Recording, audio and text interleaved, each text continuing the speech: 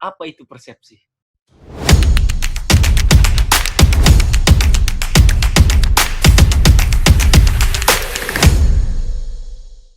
Jadi persepsi ini percakapan seputar ekonomi. Kita nih mau ngebahas isu yang lagi hangat. Bukan isu sih sebenarnya. Kita tuh mau ngebahas sebuah permasalahan yang ada pada saat ini, yaitu COVID-19. Nah, virus baru. Nah, di sini saya nggak sendiri. Ya kali kan saya mau bahas COVID sendiri, udah kayak orang pintar aja. Nah, di sini saya ditemenin sama Hamdi dari X18. Nah, jadi saya sama Hamdi. Gimana kabar, Ham? Alhamdulillah baik. Baik Bang Adam ya, gimana? baik. Alhamdulillah sudah lepas dari karantina sosial 14 hari. Melihat tembok setiap hari itu sangat-sangat menyedihkan sih sebenarnya. Gimana? Keluarga di sana aman ya? Alhamdulillah baik, aman-aman. Nah gini Am, kita mau bahas COVID di segi ekonomi yang ranah kita aja. Kita nggak usah terlalu bahas mengenai kesehatannya, kan itu bukan urusan kita, itu urusannya anak kedokteran itu. Anak kedokteran yang catur dharmanya sangat wow. Jangan dibandingkan sama Ekis. Kayak gitu. Jadi gitu Ham, menurutmu Ham, pandemi COVID-19 nih apa sih sebenarnya? Ya pertama kalau kita bahas soal apa itu pandemik itu tuh kayak wabah yang udah sampai ke tingkat dunia gitu. Maksudnya ini wabah tuh bukan di Indonesia aja, bukan di Cina aja, dia udah jadi urusan semua dunia. Jadi kayak semua negara tuh terepotkan gitu gara-gara pandemik ini. Jadi itulah COVID-19 tuh disebut pandemik gitu. Nah, awal mulanya itu karena ada sebuah pasar di Wuhan di mana mereka menjual makanan-makanan yang nggak biasa gitu lah ya, dalam tanda kutip. Luar biasa berarti ya. Mereka tuh yang ekstrim sih lebih tepatnya. Jadi mereka itu menjual makanan kayak kelelawar dan lain-lain. Nah, jadi virus ini tuh diduga berasal dari kelelawar gitu, dan itu menyebar di Wuhan dari Desember 2019 gitu. Iya, karena memang ya bisa dibilang penyebarannya ini sangat-sangat sangat-sangat cepat sekali ya. Kan akhir 2019. Benar-benar. Sekarang aja udah bulan keempat, udah masuk bulan keempat, itu udah sekitar 1 juta yang terinfeksi ya. Jadi benar-benar cepat kan kalau mau dibilang penyebarannya ini. Iya, sangat cepat. Nah, ya dengan adanya wabah ini kan pasti setiap negara itu melakukan caranya tersendiri untuk mengatasi ini. Nah, muncullah istilah yang mungkin sebenarnya jarang kita dengar nih, istilah lockdown. Nah, benar gak sih bahasa Inggrisnya, benar kan? Istilah lockdown. Benar. Nah, lockdown itu sebenarnya apa sih, Am? Lockdown itu kayak karantina wilayah nggak sih? Jadi supaya tidak ada arus orang yang keluar dan yang masuk ke suatu wilayah tersebut gitu. Jadi kebijakan itu memang diterapkan di berbagai negara karena supaya nggak ada yang masuk ke dalam negeri mereka kemudian menularkan virus itu gitu. Berarti kayak benar-benar kayak mengurung diri nggak sih negaranya? Maksudnya benar-benar tidak boleh ada sembarangan yang keluar masuk dari negara itu kan? Benar. Istilah ini ya benar-benar ya sekarang lagi apa sih itu lockdown di masyarakat kan, apa sih itu lockdown. Nah, dengan adanya ini semua bisa bertambah lah ya. Nah, tapi BTW nih Ham, sebagai pandemi kan, COVID ini sebenarnya tuh tidak berdampak ya. Ini kan sebuah pandemi yang mengganggu kesehatan secara global kan, maksudnya mengganggu di sektor kesehatan. Tapi sebenarnya tuh yang terganggu tuh bukan hanya sektor kesehatan saja kan, sebenarnya tuh banyak sektor yang terganggu dengan adanya corona ini. Nah, Benar. bisa jadi seperti ya kita bahas ya di Indonesia. Lockdown ini menyebabkan penyebaran atau ini neraca pembayaran itu sedikit apa ya, sedikit terganggu nggak sih dari setiap negara untuk masuk ke Indonesia itu sangat-sangat apa ya, sangat-sangat mengganggu perekonomian ya kalau mau dibilang ya. Iya, karena ya istilahnya kayak perusahaan-perusahaan itu kan jadi menarik modalnya gitu kan. Maksudnya kayak orang modal asing itu jadi keluar ya, mungkin Mas Adam tahu sendiri kayak IHSG kita tuh turun karena Iya. banyak orang yang akhirnya menarik investasinya di negeri kita, dan itu ngebuat dampaknya itu rupiah kita malah jadi naik gitu. Jadi banyak juga dampaknya terhadap negeri kita. Ya itu sih ya benar-benar sangat berpengaruh sebenarnya, apalagi ya di sektor keuangan kan. Keuangan dengan adanya pandemi ini benar-benar mengganggu perekonomian yang ada. IHSG aja kalau mau dibilang turunnya sudah sangat-sangat dalam kan. Benar. Seluruh apa ya, seluruh perusahaan yang listing di Bursa Efek itu udah sangat-sangat ya kalau bisa dibilang menderita. Mereka menderita sih sebenarnya. Sangat-sangat menderita. Nah, kemarin juga itu ini ada informasi dari Bu Sri Mulyani ya. Kayaknya Iya. Beliau ini sudah mencanangkan beberapa skenario apabila kondisi tetap seperti ini, kondisinya akan bisa jadi lebih parah ya, inflasi dan sebagainya. Iya, benar. Jadi kemarin itu kan dalam APBN itu diperkirakan kita tuh bisa tumbuh 5,3% pertumbuhan PDB kita. Tapi karena adanya wabah ini kita diprediksi hanya bisa 2,3% dalam skenario beratnya. Dan dalam skenario sangat berat itu kita bisa mencapai hanya 0,4%. Nah, itu berarti kalaulah kita ibaratkan nih, kan di Indonesia itu ada 7 juta pengangguran. Kalau 2,3% doang yang bertumbuh, artinya hanya ada sekitar 1.920 sampai 1 juta orang yang dapat pekerjaan. Jadi sisanya itu mereka nggak ya tetap nganggur gitu. Dan bahkan dalam resiko sangat berat, itu justru malah ada 160.000 orang yang nganggur. Jadi malah bertambah gitu karena wabah ini. Jadi beberapa skenario juga dalam yang mendampak pada makro kita itu juga banyak yang di PHK. Kemarin itu mungkin Mas Adam tahu yang Ramayana memecat beberapa, ya kita nggak di-endorse ya di sini. Jadi kita nggak di-endorse. Ramayana kemarin itu ini berita buruk kok, masa mau di-endorse berita buruk. Ya, Ramayana itu ya permasalahan yang viral di Instagram ya kalau nggak salah, nggak tahu di Twitter karena saya bukan anak Twitter, saya cuma anak Instagram. Jadi apa ya, pekerjaannya itu pada nangis gitu kan, kasihan banget beneran. Karena kehilangan pekerjaan itu. Jadi ya gimana juga kan, karena tidak mungkin juga ada orang yang masih belanja ke sana gitu kan, ke mall, bahkan termasuk Ramayana gitu kan, untuk beli baju ya nggak mungkin juga karena kan pada stay at home gitu. Nah, itu kita berbicara di sektor keuangan dan mungkin agak menyinggung sedikit ke perdagangan tadi yang masalah PHK dan semacamnya. Nah, di sektor pariwisata pun sebenarnya udah hancur duluan kali ya. Kalau mau dibilang sektor pariwisata ini udah sangat-sangat, bahkan baru pas booming di Cina, mereka udah benar-benar turun. Mereka dari Menteri Ekonomi Kreatif dan Pariwisata itu sudah memprediksi, wah pariwisata ini akan benar-benar anjlok nih dengan adanya wabah ini, apalagi sudah masuk dalamnya. Kasihan banget aku ngeliatnya, kasihan banget.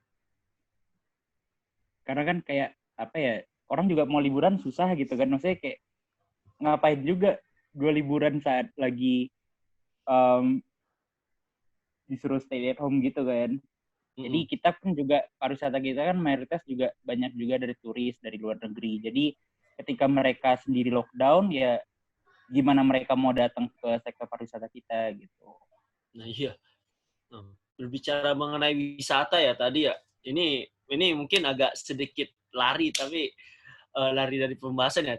Kemarin tuh tadi baru aja aku tuh baca berita aku baca berita di Instagram kalau nggak salah tuh di Kumparan ya. Di Kumparan atau di Makassar Info di Instagram kan. Nah, di Manado ini masyarakatnya lagi tetap tetap ke pantai, tetap berwisata masyarakatnya ini. Nah, punya usut ditegur sama masyarakat, udah ada kan kayak Satpol PP yang negur kan, jangan mandi di sini, corona itu wabah lagi apa segala macam kan. Masyarakatnya bilang apa coba? Masyarakatnya coba bilang kayak gini, loh mandi di laut itu menyembuhkan penyakit. Kami datang ke sini untuk menyembuhkan penyakit. Aduh, kurang banget sih. Mungkin kayak kita positive thinking aja. Mungkin mereka mau menolong sektor pariwisata kita supaya agak anjlok.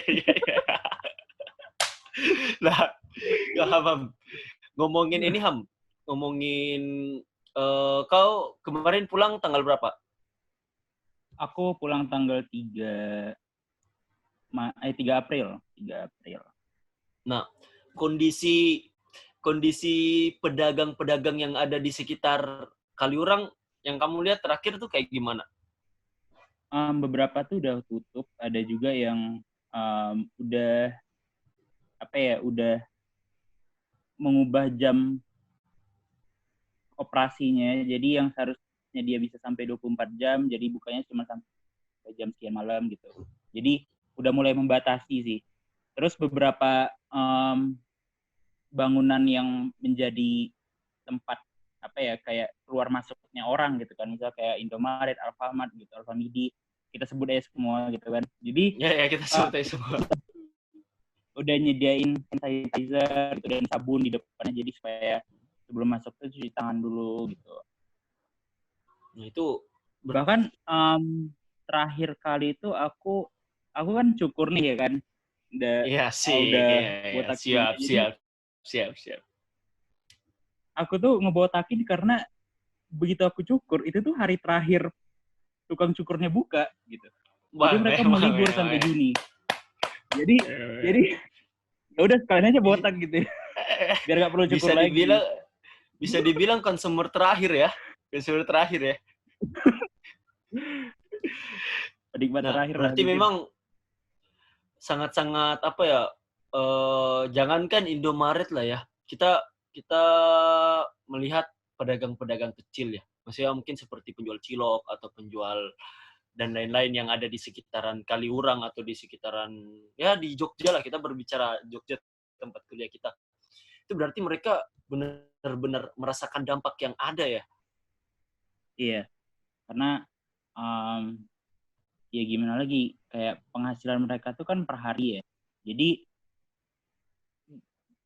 apa yang mereka dapat hari ini itu untuk makan mereka besok hari gitu. Jadi kalaulah mereka harus berhenti bekerja, ya mereka makan dari mana gitu kan.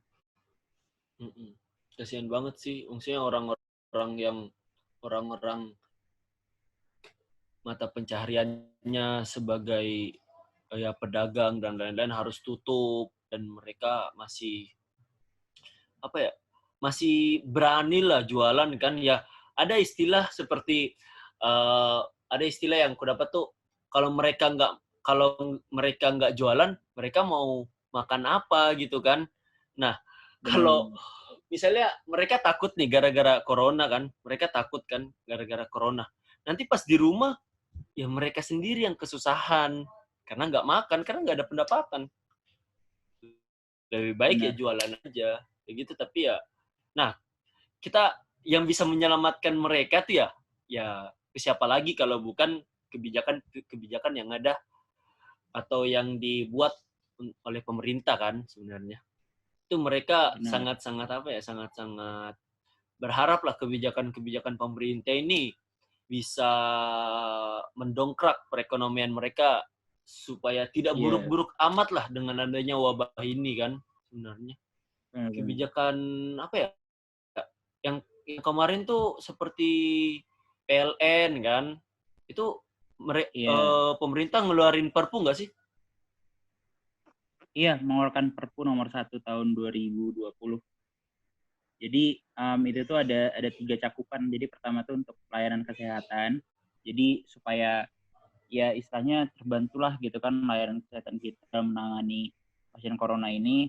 Terus ada juga di sektor sosial. Jadi termasuk salah satunya tuh um, yang dia memiliki 450 volt ampere itu tuh dia digratiskan 3 bulan. Dan yang dia punya 900 volt ampere itu diskon 50%. Nah, terus ada juga kredit usaha rakyat. Jadi Hmm. buat rakyat yang mungkin usahanya tuh terkendala, jadi bisa kredit juga gitu. Tapi ya mungkin kalau kita bahas soal ekonomi Islamnya ya bunganya agak mengganggu ya sebenarnya. Iya iya sih, Jadi bunganya pasti agak mengganggu sih.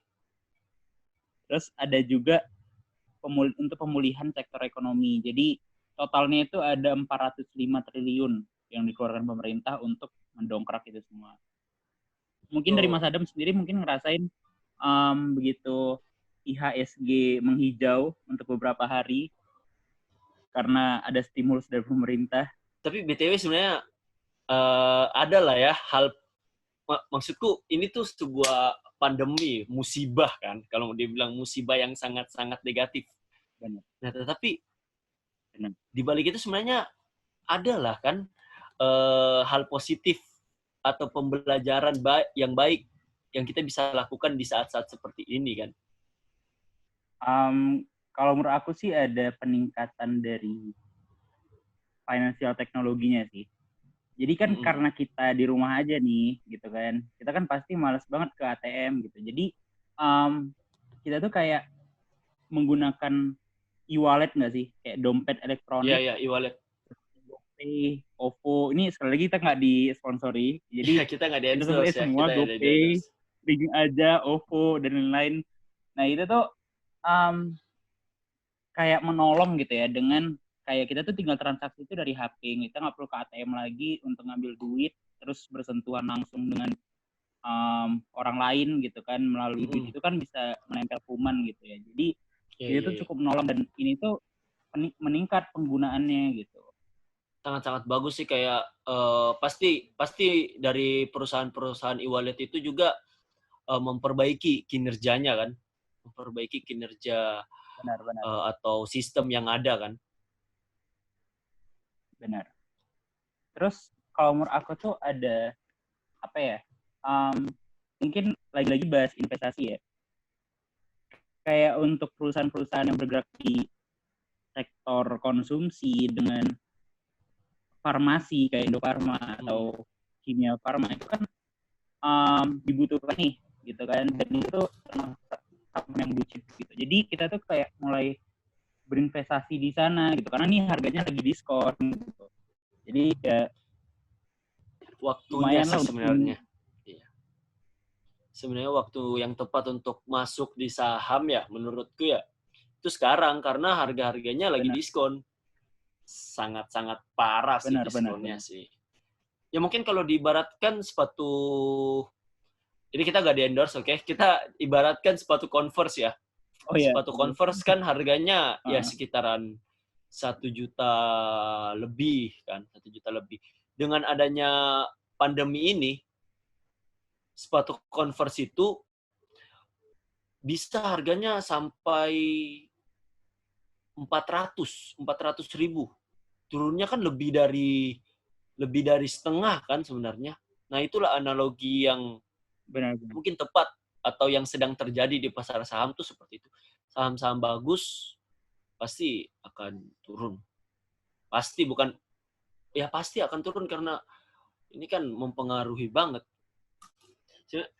Terlepas dari itu sebenarnya ini saat yang tepat ya untuk anak-anak perantau seperti kita untuk benar-benar quality time bareng keluarga kan.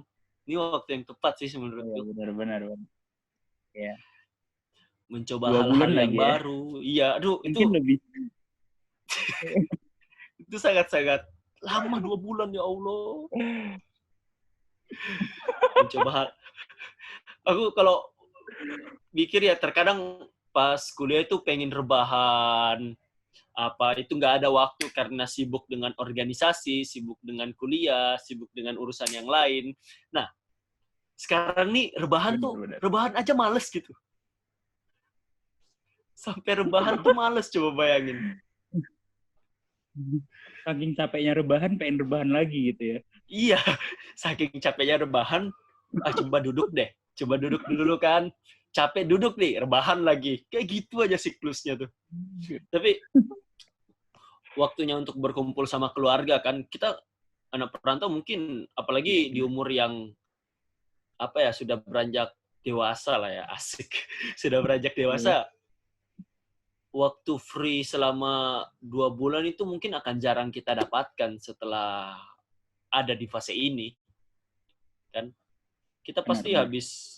habis kuliah kan, kita sibuk dengan kuliah. Nah, mungkin ada yang kerja, ada yang gimana. Setelah itu mungkin ada fase selanjutnya dalam kehidupan. Udah kayak motivator ya, maaf ya. Motivator. Santai, santai, santai. Nah, untuk hal-hal baru nih Mas Hamdi nih. Mas Hamdi ngelakuin hal-hal baru apa aja? Mungkin ada yang pengen dipelajari dengan waktu yang sangat-sangat panjang ini di liburannya nih. Ngelakuin apa aja? Ya selain makan, tidur, dan rebahan tadi, Iya, menurut iya, aku iya, iya. um, apa ya, kayak ini waktunya untuk lebih banyak membaca sih gitu ya, mengulang-ulang dan kayak mempelajari hal-hal lain yang istilahnya di luar akademis kita. Kan kita terlalu Oke. fokus nih untuk belajar untuk kuliah doang gitu kan, atau untuk UTS doang. Nah, dengan waktu yang panjang ini kan kita punya kesempatan untuk belajar skill lainnya gitu, ya nggak sih?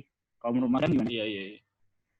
Kalau benar sih, selain itu kalau menurutku eh sebenarnya dengan adanya ini kita bisa apa ya? Kita bisa melek lah masalah betapa pentingnya istilah yang ada tuh kalau dalam finansial, dalam mungkin eh, apa lagi mata kuliahnya Ibu Soyah, apa lagi pengantar keuangan Islam ya? Ya.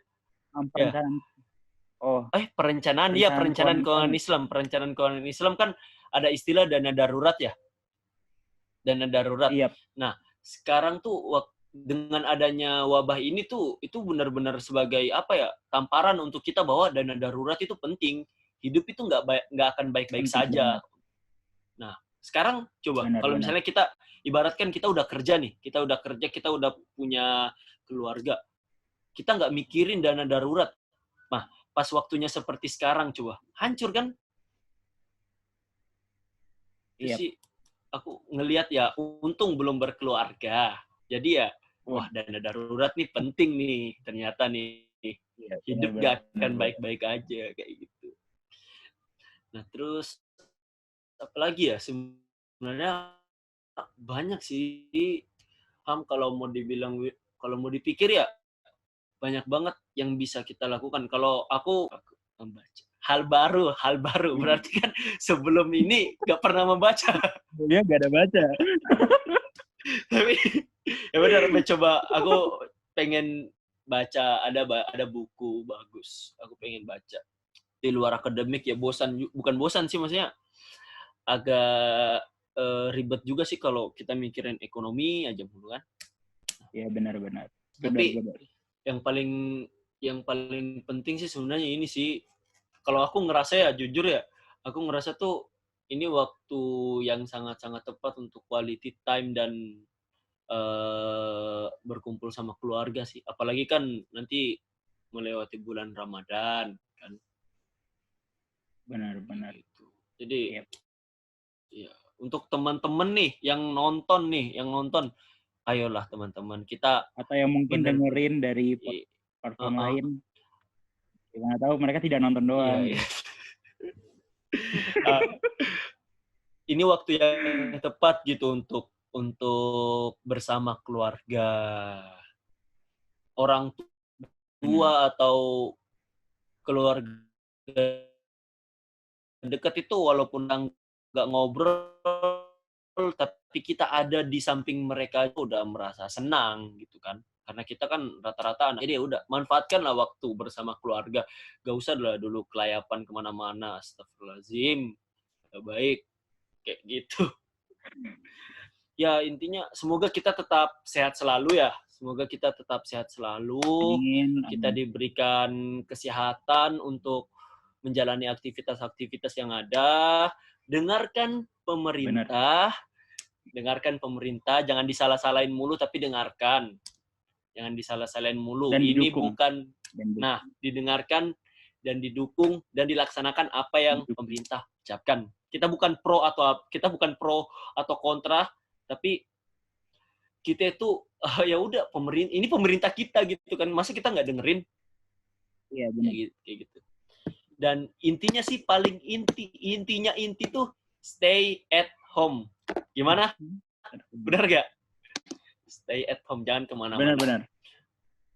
Mungkin itu ya Mas Hamdia, persepsi kita. Asik, persepsi namanya keren ya, persepsi ya. itu persepsi kita hari ini. Kalau misalnya ada yang lebih itu ya alhamdulillah ada yang lebih. Kalau misalnya mungkin agak garing, kita masih belajar. Nah, tapi intinya apa yang baik itu diambil, apa yang buruk itu ditinggalkan dari apa yang Benar. ada di video ini. Tetap jaga kesehatan. Semoga kita bisa kembali ke kota istimewa untuk menuntut ilmu untuk orang-orang yang istimewa. Sekian. Sehat selalu ya Mas Hamdia. Yuk, balik Mas Adam. Oke. Sekian dari persepsi. Ya, cari mana-mana. Sekian dari persepsi. Assalamualaikum warahmatullahi wabarakatuh.